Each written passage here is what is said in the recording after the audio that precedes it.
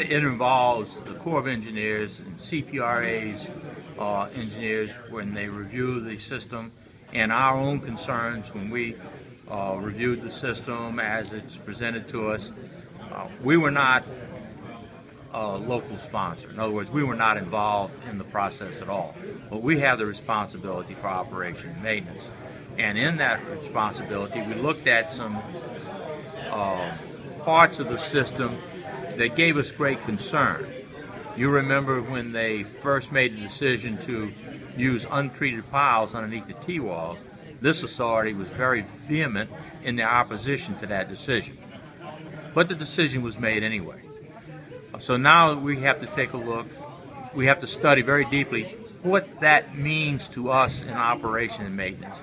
The Corps has recognized that there is some unsettled questions involving that, and whether or not it's going to be an increase in operation and maintenance, or whether we have something more sinister involved, for instance, maybe replacing a section of the T-wall at some time in the future.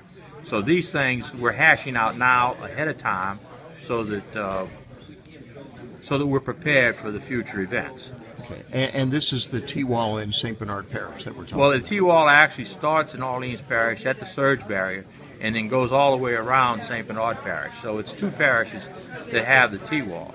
And there are other issues that we are questioning the Corps about that I hope that we'll get some clarification on also.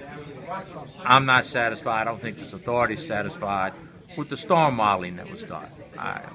We think it needs to be improved and revisited so that when we make decisions about armoring, we have the appropriate kind of armoring in place for the kind of risk that we're exposed to.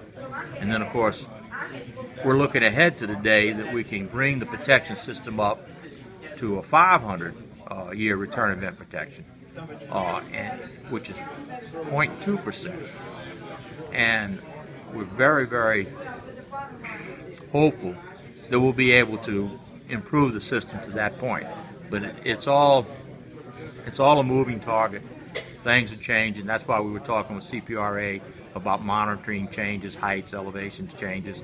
That's why we have what they call the intelligent levee, where we have sensors in the levee system to alert us to changes that are taking place. All of these things are things that we can do now, but to a limited extent because of funding.